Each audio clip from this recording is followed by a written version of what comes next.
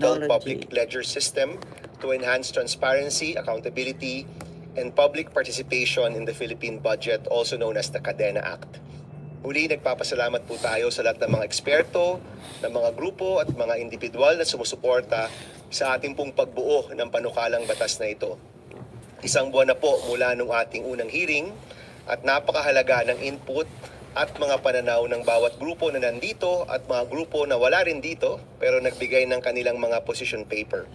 We've tackled some issues on legislating particular technologies, sovereign hosting infrastructure, among many other topics that we were able, hopefully, to address in the current version of the bill. Sa dulo po ng lahat, iisa pa rin ang pinaglalaban po natin. Transparency, accountability, at sa pagiging bukas sa pagbusisi ng budget ng ating gobyerno na siya pong pera ng taong bayan. Solusyon at serbisyo para sa taong bayan, yan po yung hangarin ng batas na ito at siyempre po para labanan ng korupsyon. Ang Cadena Act ay isa sa pinakaklarong paraan para mabantayan ng taong bayan ang paggastos ng kanilang buwis. Isa po sa paraan doon ay ang paggamit ng blockchain o ng iba pang mga teknolohiya na pwede pong siguraduhin na sagrado ang datos na ito.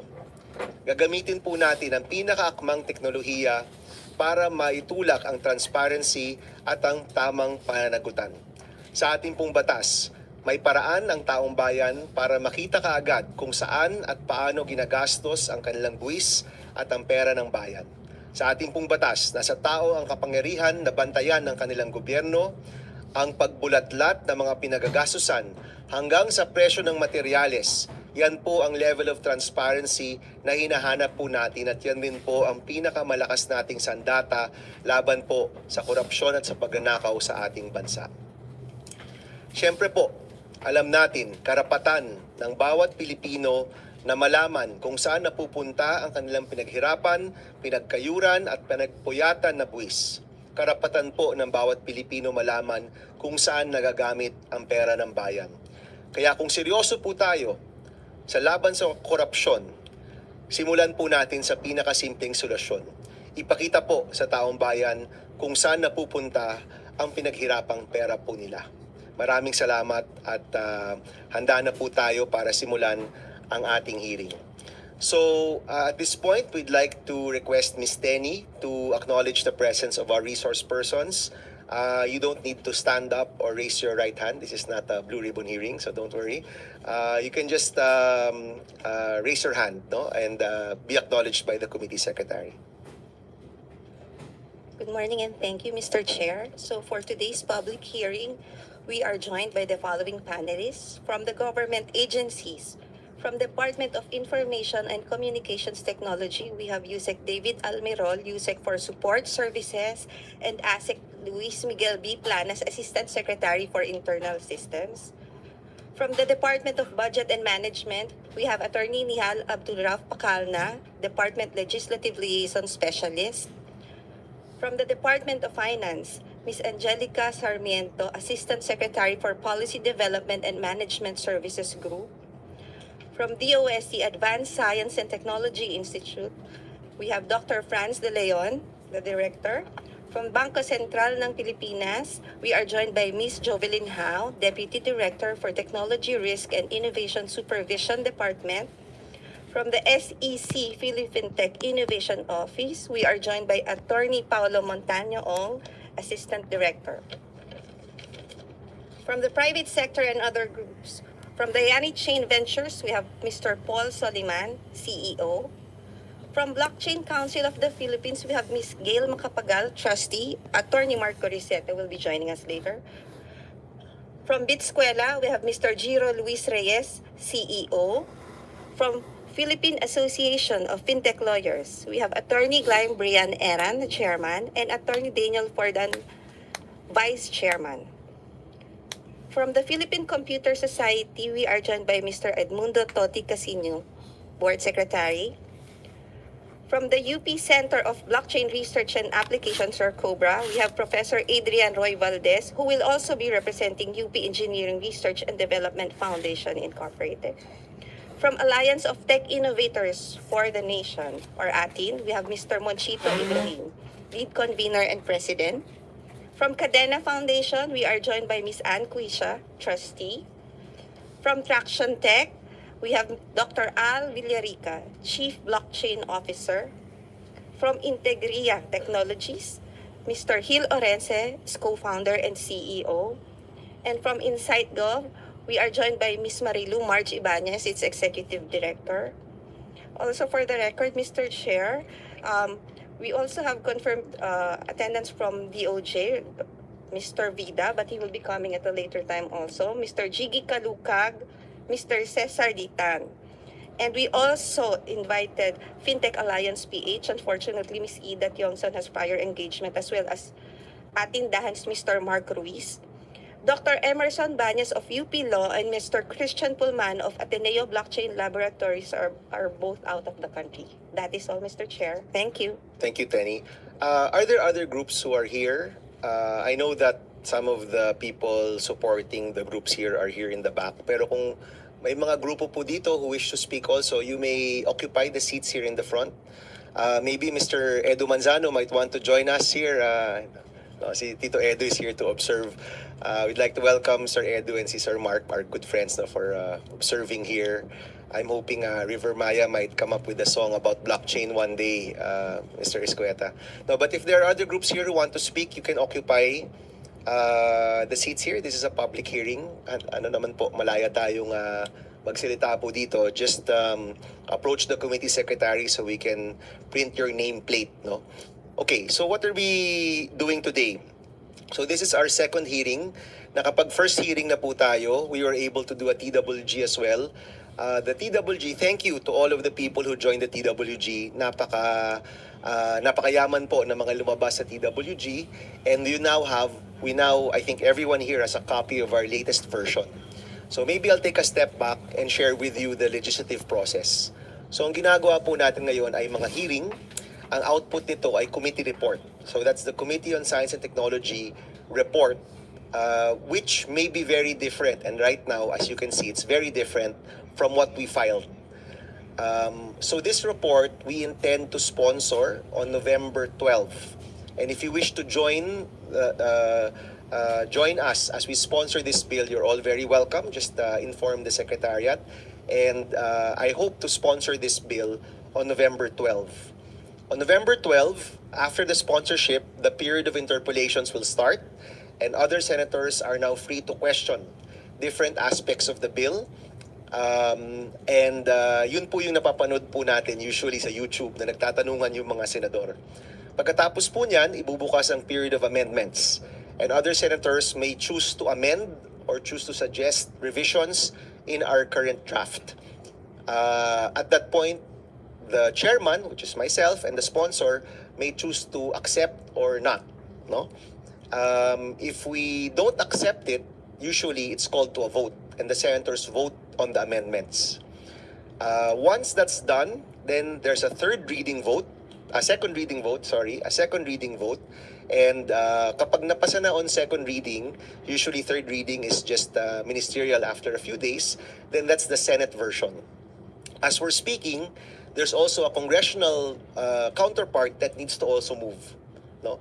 We have at least 6 versions in the House that were filed for this, and I also have been able to speak to the leadership of the House, and they seem interested, or at least supportive, no? Maybe I can say supportive with what we want from this bill. So, timeline po nito is probably abot na tayo nito ng December or January.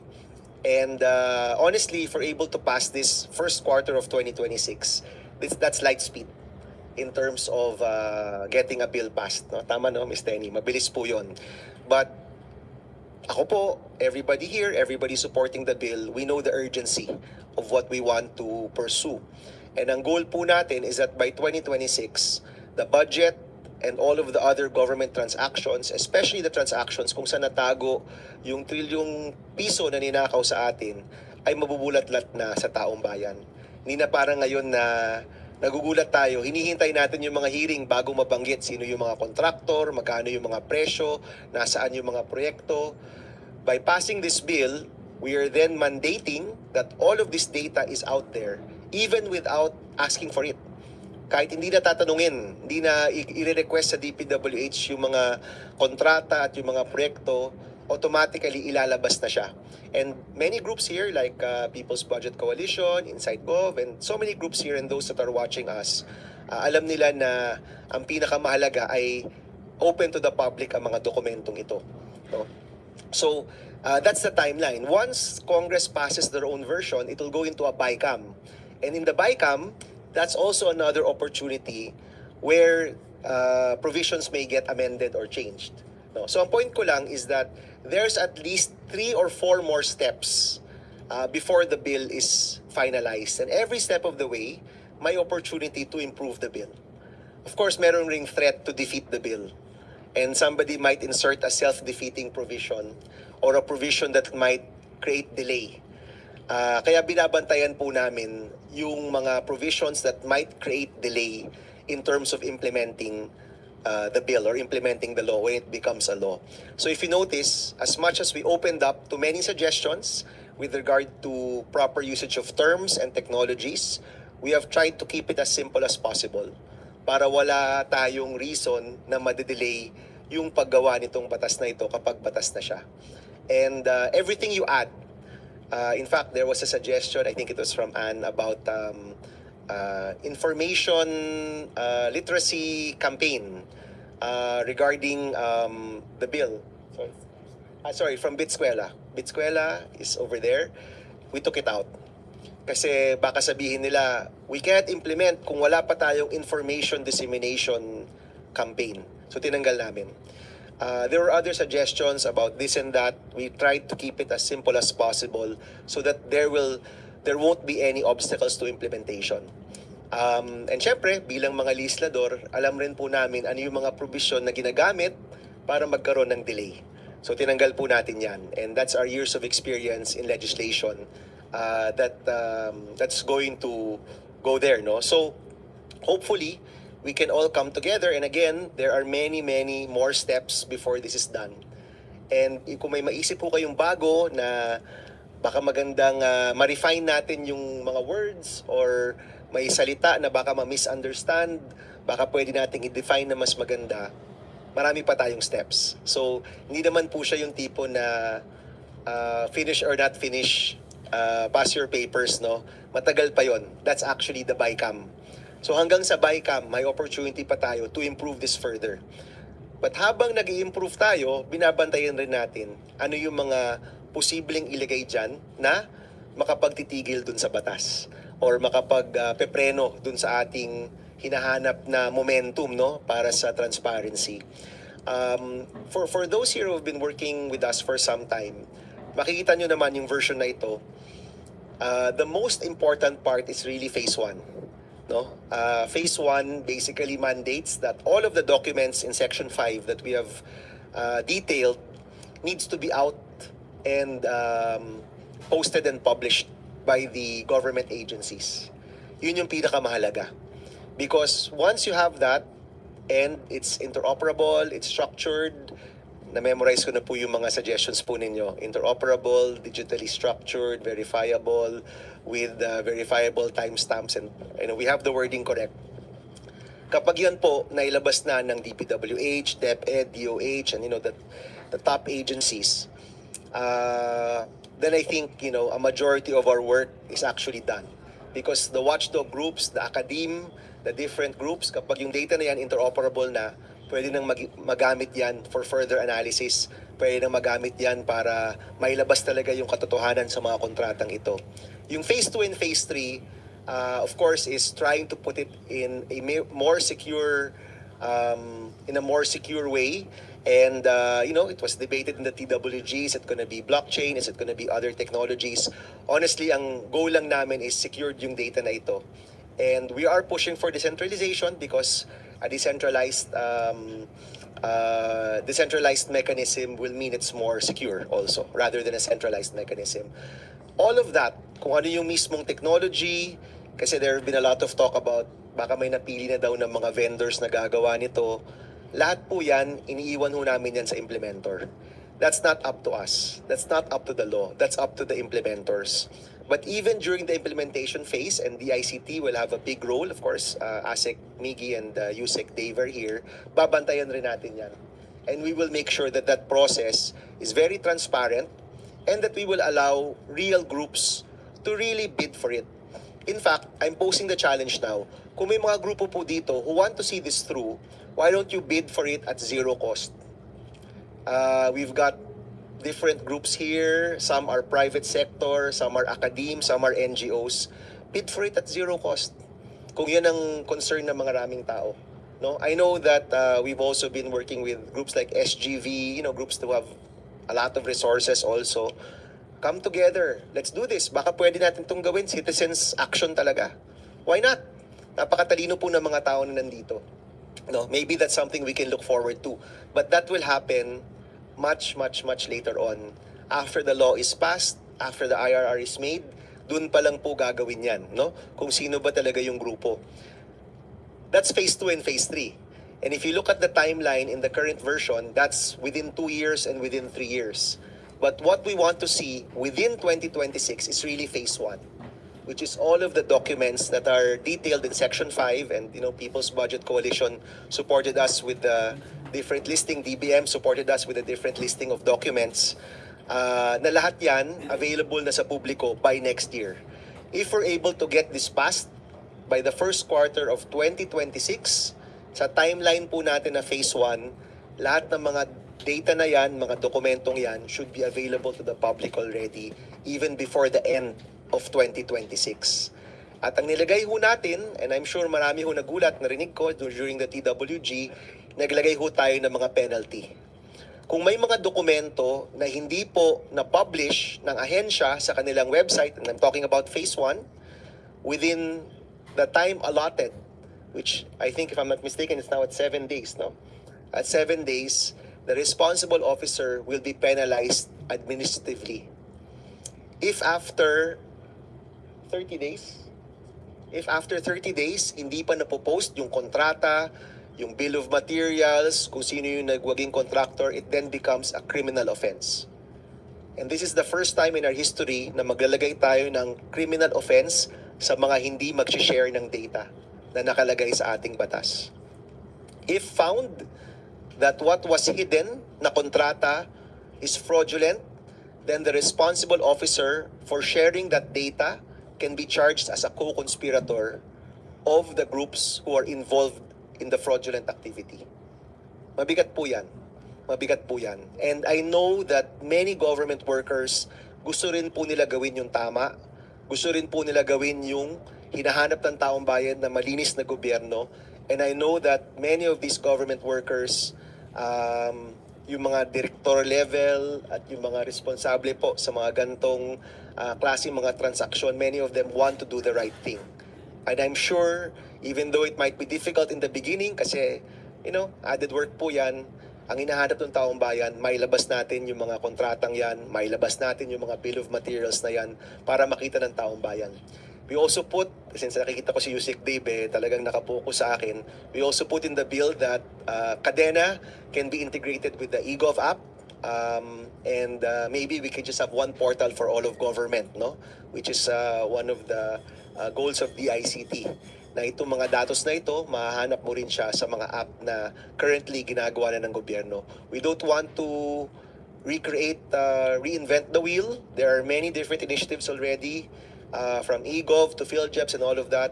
But ito pong gusto natin na mailabas yung kung saan ginagamit ang pera ng bayan, yan po yung pinaka-primary na nais ho natin makita. No? So, that's just an overview for everyone today. I hope we're all on the same page. For today, I will ask Jose, our legislative staff officer, who's the one directly handling the bill, to go through every part. No? So nung last time mo kasi, last hearing natin, overview talaga siya. We requested everyone to talk about the benefits of a secure platform, the benefits of having data out there, and I'd like to thank all of the resource speakers from the last hearing. But today we're gonna go a little technical. We're gonna go per part, and then every part we're going to open the floor for discussion. We'll limit it to about 5 minutes. So ano po to, unahan? Okay? Yung pinaka merong gustong sabihin, Just raise your hand. We will call you for every part. It's not really provision by provision or line by line. It's part by part, no? So we're going to chunk it into different salient points. Magsasalita po tayo for about 5 minutes, 5 to 10 minutes. Kung meron pa kayong gustong ibanggit, we can accept it in paper later on, no? There might be some parts which are more interesting than others, so baka hahabaan po natin ng konti yung oras. But we're gonna do that, and I hope to finish by 12. Okay? So we'll hope to finish by noontime. Last time, nag-overtime tayo ng mga 45 minutes, no? So this time, we'll try to finish by 12. But don't worry, kung di po kayo nakapagsalita sa mic, we can accept your suggestions on paper. And as you've seen, we've been trying our best to really accommodate all of the suggestions from all of the experts. Okay? So I'm gonna pass the floor to Jose, and I'll manage the back and forth for the Q&A. Jose. Alright, good morning everyone. First of all, I would like to thank everyone for their contribution in the crafting of this latest version of the bill. It's been a long journey for me, at least, since we first filed back in September, and I think this is reflected in how different and improved the current version of the bill is. So without next slide please.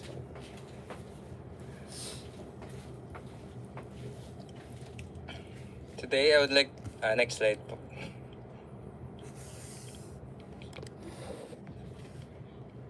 Today I would like to introduce to you the Cadena Act. The objective of this presentation is to give a view of the latest version of the bill, which is very much different from the first filing version. So what does Cadena stand for? It stands for Citizen Access and Disclosure of Expenditures for National Accountability. This bill represents a landmark step in our country's push for open government. It mandates that all transactions involving public funds are recorded in a secure, verifiable, and publicly accessible platform.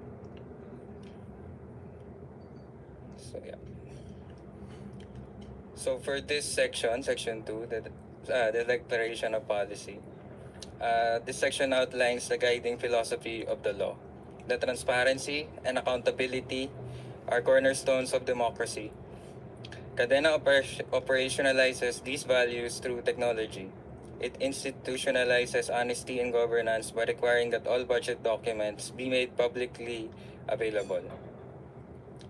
In other words, transparency will no longer depend on voluntary disclosure of PDFs and other documents. It will be built into the system itself, automated, and verifiable by design.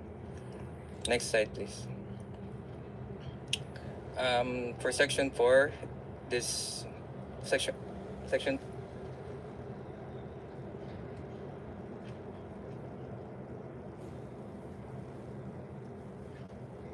we skipped the section 3 definition of terms because that's the newest one. We just finalized it yesterday. So anyway, we'll route it later. Or it's routed already. It's been routed to to everybody. We'll bring it up again later. Sige, go. So section 4 defines who and what this act covers. It applies to all national government departments, bureaus, offices, agencies, and instrumentalities, including GOCCs and their subsidiaries. The law also extends to programs funded through PPPs and foreign assisted projects, but only portions that use, disperse, or account for public funds through national government channels. I think it's also good to mention that local government units are not covered by the Act, but they are encouraged to adopt similar mechanisms to promote transparency at the local level. Next slide, please. Sige, let's pause first because section 5 is quite big. Anyone with comments on sections 2 and 4? Sige, we'll go on with section. Yes. Mr. Chair, may I just acknowledge also the presence of Mr. AJ Montesa, Technical Advisor from People's Budget Coalition, Mr. Jiggy Calukag, Government Relations Director from Tuala, and Attorney Mark Gorisete from Blockchain Council of the Philippines. Thank you. Welcome. Sige, kung, again, I will reiterate, hindi naman po to finish or not finish past your paper. You can still write us again after. But does anybody want to discuss sections 2 and 4? Yes, AJ? Yes, thank you, Mr. Chair. I just had one minor small suggestion. If we could include the word proactive in the declaration of policy for proactive disclosure. Okay. Carried.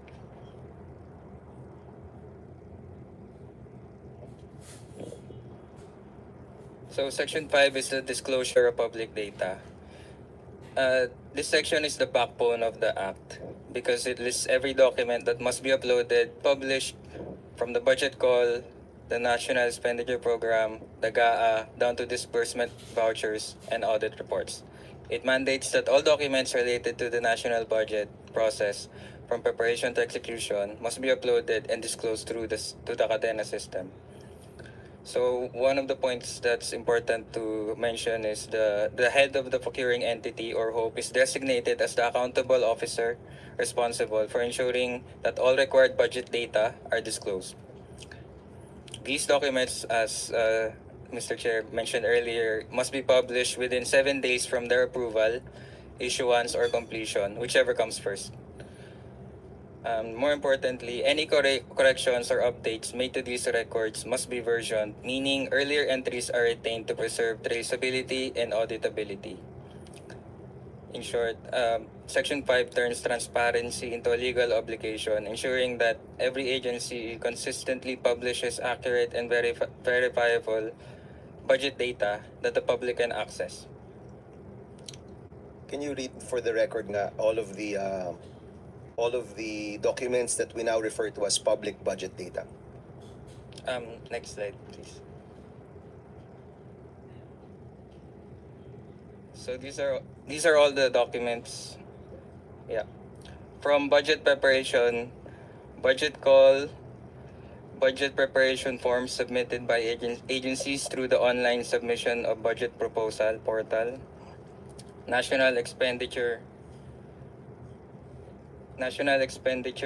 Program, budget of expenditure and sources of financing, President's budget message, letter B, budget legislation documents, General Appropriations Bill or GAB versions, individual, committee, and bicameral amendments, the General Appropriations Act, and then C, budget execution and fund release documents, agency level budget execution documents, disbursement vouchers, registry of allotments, obligations, and disbursements, fund utilization reports, allotment release orders, notices of cash allocation, other fund release documents including cash disbursement ceilings, CDCs, multi-year contractual authority, and others.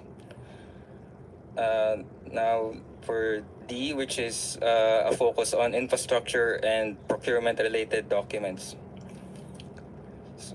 This includes bid announcements and invitations to bid, notices of award and notices to proceed, contracts and purchase orders, program of works, bill of quantities, detailed unit price analysis, records of competing bids, inspection and acceptance reports, delivery receipts, disbursement vouchers, progress billings, and completion certificates, corporate and beneficial ownership disclosures, certifications of good standing, and other related documents. For letter E, budget accountability documents, agency financial statements, COA annual audit reports, agency action plan and status of implementation, agency performance review reports and budget and financial accountability forms, and lastly, records of oversight hearings, performance audits, and corrective action reports. Thank you, Jose. As Jose mentioned earlier, this is the backbone of the bill, no? Kasi ito po, dito nakalagay ano yung mga dokumento na dapat ilalabas ng mga ahensya. Most of this actually is DBM, right? DBM would have most of this data until you go into the specific fund use of every agency. If you want to use the current flood control scandal as our reference, agad-agad makikita ka agad sino yung mga nagbid, magkano yung na-award sa kanila, magkano yung mga kontrata, saan, magkano yung mga sementong gagamitin nila, yung bakal na alam nating overpriced by anywhere from 30 to 100%. Makikita natin sino yung mga nag-compete na baka mga dami rin lang o mga pare-parehas lang ng mga kumpanya. And even up to the progress billing. During the privilege speech of Senator Lacson, they were able to uncover that the progress billing of some of these flood control projects na bigay na 100%, meaning considered completed na siya kahit wala pa talagang nagagawa. Can you imagine if now all of that data will be available to the public? Kung makikita ng kahit sinong mamamayan yung data na yan, makikita nila 0, 30, 50, 100%, and those reports have corresponding pictures. And if our watchdogs here can connect to satellite technology, you can even verify it on your own. I think yesterday or the other day, DPWH had a MOA signing with the Philippine Space Agency for that purpose. So all of this will be out there for the public to see. Now, yung isang concern ng mga grupo initially was, what about garbage in, garbage out? Eh kung nagsisinungaling naman yung report, well, kung nagsisinungaling kayo, pwede kayo makulong. That's the answer to that. Kung nagsisinungaling kayo, kung maglalagay kayo dito ng garbage in or yung maling data, pwede kayo makulong. And later on, we'll look at Section 17 or 16 about penalties.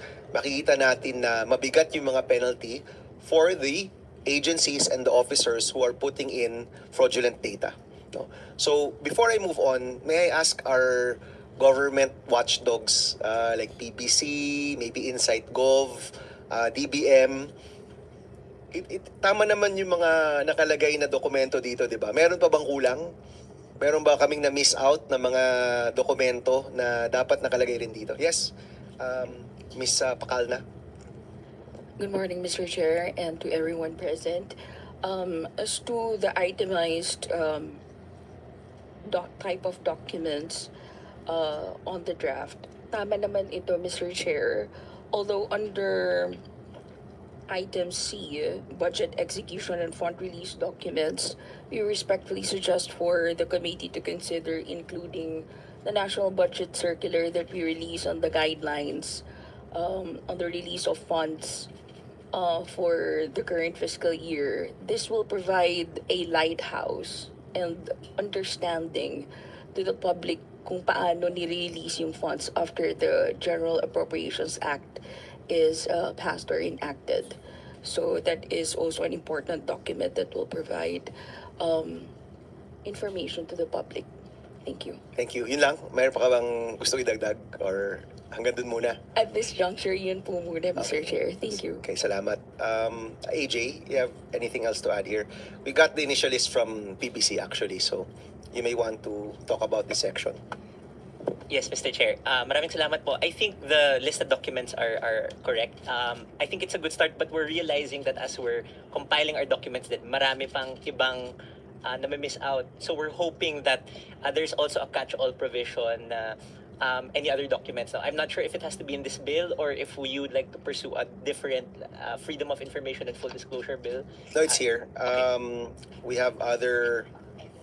Yeah, we have Section F, no other documents. In fact, the council that will be formed, co-chaired by DBM and the ICT, can also mandate further documents in the future. But again,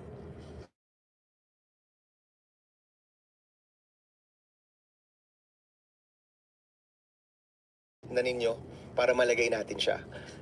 Kasi yung mga others to follow, that's usually not good legislation. It's better to be very specific. Sige po, I have several points pa po. Yeah, go. Some comments, could we integrate possibly the idea of having the identification system, like the UWACS code, the Prexi codes, as part of this provision or another provision. Yeah. We mentioned UACs naman talaga, Yes. but to parang the legend, Yes. yung what the UACs and what it exactly means, no? Yes. Yeah, I think DBM, that's publicly available data naman, no? Miss Pacal na, di ba? Yung UACs, no? Yes, Mr. Chair. And does that change? Or nagbabago ba yung UACs? Or that's it na, di ba? May revisions kapag may yes. May bagong items. Yes, which is decided by the DBM, the COA, together with the DOF. Okay, so the legend of UACs, no? Okay, kung ano yung ibig sabihin niya, we can include that. Because we noticed, Mr. Chair, thank you, it might not necessarily be interoperable with other data standards like the PSGC that the Philippine Statistics Authority uses, yung Philippine Standard Geographic Code. So what we noticed, for example, iba yung coding with the UACs pag regional or provincial sa PSGC na ginagamit ng PSA. So you might want to think about how to make these all interoperable. Yes. Yan ang sakit ng ulo ni Yusek Dave actually. Yung magkakaibang, tama ba Yusek Dave? Yung magkakaibang mga terminologies ng iba't ibang ahensya. But EGOV is trying to consolidate that, right? Yes, sir. Mr. Chair, actually, since we already passed the E-Governance Act, part of that act is to allow the ICT to implement standardization, including to our terms and descriptions later on, the mga technicalities, Mr. Chair. So that law is already working on that. Yes. Okay. So by the way, let me just also explain. The scope of the bill is really for full disclosure of documents and to secure these documents. No? There are other laws that are trying to computerize and digitalize our government system. I think the eGov Act was that law. There are other laws also that tackle other parts of the government. But a law is best when it's really very clear in its scope. So ito yung conversation ko with Sec Henry and Yusek Dave na may goals ang DICT, may goals ang eGov, may goals ang gobyerno sa efficiency, maybe DBM and DOF are part of that. What we're trying to focus on is just one part of that larger goal. But this is the part that is the most important when it comes to fighting corruption. Okay? So we're not trying to do everything. Okay? We're not trying to digitalize government because there are other groups and other laws that are already trying to do that. What we're trying to do is to make transparent all of the documents needed so the people know where their money is going and to secure that further. Yun yung goal ng bill natin, no? So, yes. So, AJ, yes, importante yan. And yes, another law is doing that already. And yes, we will talk about UACs in the bill, but forcing them to consolidate, I think, is beyond the scope of this particular bill. But if we need a law on that, no, eGov is already there, no? Yun yung nakalagay sa eGov, di ba, no? Yusek Dave. Yes, so Yes, there's Mr. Chair. so may batas na para dyan. Okay. Anything else? Yes, Mr. Chair, I think one last point on this section of the bill. When we looked at the data on the procurement system, awarded contracts, our estimate is that awarded contracts only accounts for about 20 to 30% of the GAA, and the ABC data is about only 50 to 60%. So may malaki pang part ng GAA that is not covered by the procurement system. So for example, salaries and allowances of personnel, mga pension, mga debt servicing, mga automatic appropriations, mga non-procured items, and even ayuda, for example, yung mga soft programs. That's why we've been advocating for opening the ayuda lists as well. So we hope that that can also be accounted for in this kind of measure. So yes, I do intend to include the ayuda lists here because eventually, with eGov and with the national ID system, we should be sure na lahat ng binibigyan ng ayuda at scholarship ay totoong tao. And I think our push for transparency, because we're spending hundreds of billions in our dole-out programs, correct, DBM, no? Aabot ng 100 billion yan pag i-add mo lahat ng mga dole-out programs. Mahalaga na makita natin na totoong tao talaga at na totoong nangangailangan ang mga pinagbibigyan ng mga iba't ibang ayuda ng gobyerno. So yes, let us include that here. The DBM documents will already include the debt servicing kasi that's already part of the budget, no? Kasama na siya. But But yes, I do agree that we should have, if we need to be more explicit about it, we should have it here.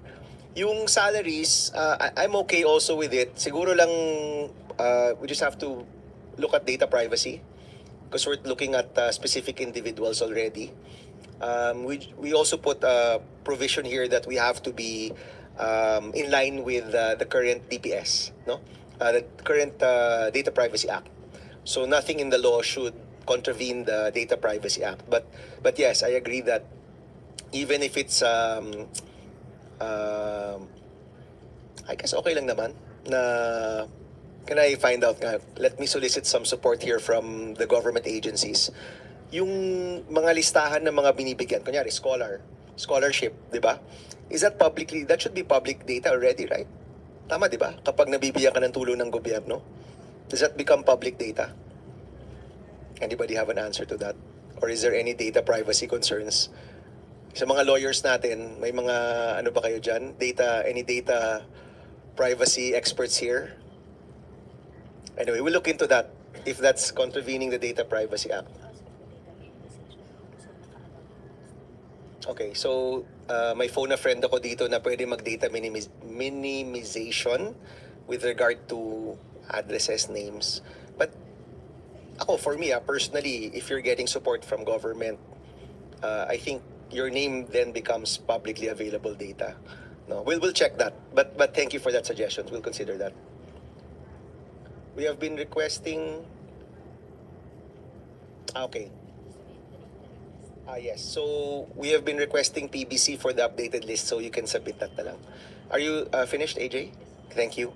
Yes, ASEC. Thank you, Mr. Chair. Just a rejoinder lang po sa question po ni AJ regarding po sa like for example, yung names po ng mga scholars, awardees natin. I know for a fact sa DOST, yung mga scholars, they publish yung mga names sa mga awardees for that particular year. But for the listahanan, I believe there was also a request before from DSWD to publish nga when they're trying to reconcile nga kung sino ba talaga yung nabibigyan during the pandemic. And I think they didn't push through with the publication because of sensitive information.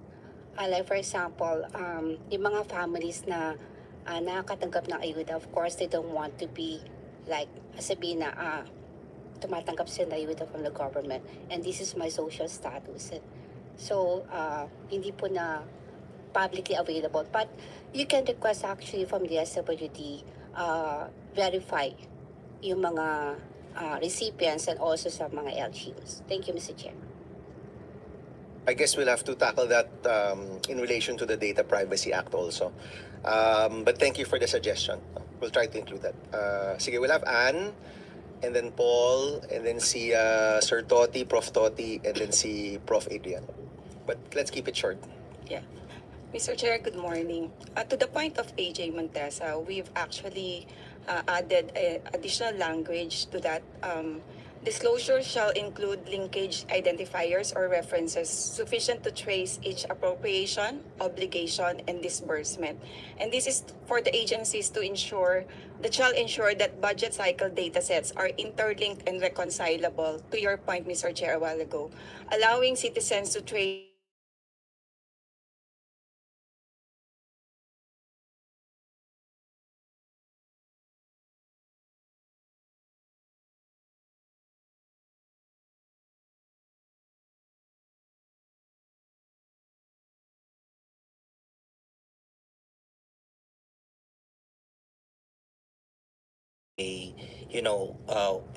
every public document should be on the source code. Since we're open sourcing the source code, we want that, as we maintain it in the IRR, but technically there should be some provision there, like what we call smart contract, that we should put every public document that was decided already, so people can see that kung may kulang pa o wala na nasubmit. Ang tracker. Yes. Okay. Yeah. Sige, we'll consider if we need to put that in the law or sa implementation na lang yan. No? Maybe sa IRR na lang. Thank you, Paul. Prof. Toti. Yeah, thank you, Mr. Chair. In Section 5, when you have all those documents, you're talking about tons of information. I would like to speak for behalf of the non-IT literate. It would be very difficult for them to navigate and looking for where these documents are connected to. So maybe we would insert the term ease of navigation or ease of navigability. Para kasi some of the government websites and web portals are not easy to look around, not easy to search. So for the non-IT literate, you know, for them to, since it's a citizen access, require or mandate all government web portals to have ease of navigation, to find out where to look for this data that they're looking for.